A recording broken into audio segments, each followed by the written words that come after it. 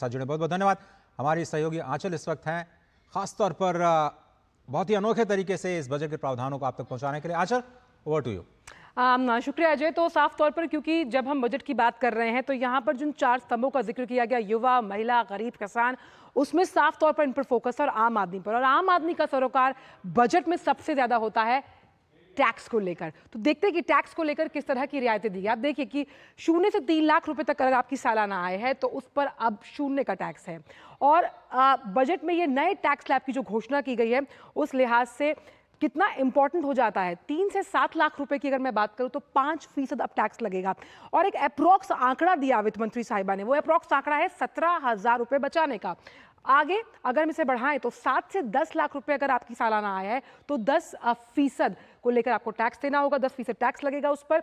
वहीं 10 से 12 लाख रुपए पर 15% है ये। और साथ ही अगर इसको आगे बढ़ाएं तो 12 से 15 लाख रुपए पर 20%, और आगे बढ़ते हुए 15 लाख से ऊपर 30%। यानी कि खास तौर पर कर के मोर्चे पर एक अहम फैसला, अहम घोषणा की गई है वित्त मंत्री साहिबा द्वारा। और एंजल टैक्स, स्टार्टअप्स को बढ़ावा देने के लिए एंजल टैक्स को अब खत्म कर दिया गया है।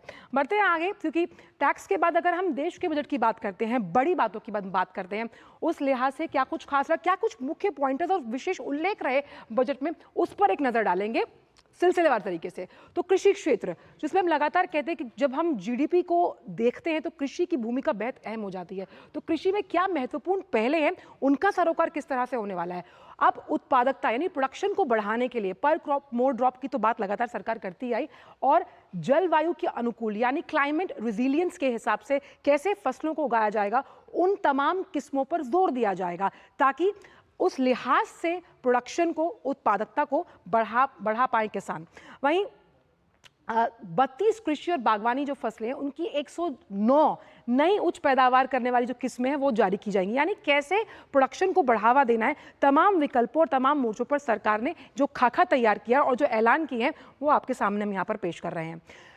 अगर हम प्राकृतिक कृषि की बात करते हैं तो 10,000 जैव आधान संसाधन केंद्र, यानी जो बायो से जुड़े हुए हैं और बायोफ्यूल से जुड़े हुए तमाम केंद्र हैं, उनके संसाधन केंद्र स्थापित किए जाएंगे, क्योंकि हमें अन्य विकल्पों पर भी जाना बहुत ज़रूरी है खास तौर पर। तो कृषि क्षेत्र की जब हमने बात की तो तमाम, और डीपीआई के तहत यानी कि जब हम डिजिटल पेमेंट इंफ्रास्ट्रक्चर की बात करते हैं उसके तहत 40 जिलों में किया जाएगा डिजिटल फसल सर्वेक्षण।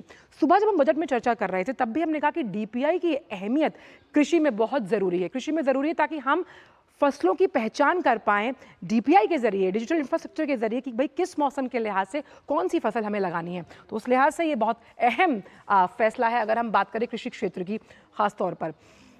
तो चलिए, तो रोजगार कौशल प्रशिक्षण बहुत कुछ और है, लगातार मेरे साथी आते रहेंगे टच स्क्रीन के जरिए आप तक तमाम जानकारियां तकनीकी लिहाज से पहुंचाते रहेंगे। Over to Ashok ji and Ajay. बहुत बहुत धन्यवाद आंचल, आपने बहुत ही रोचक तरीके से जो बजट की पेचीदगी है वो उसको हम तक पहुंचाया।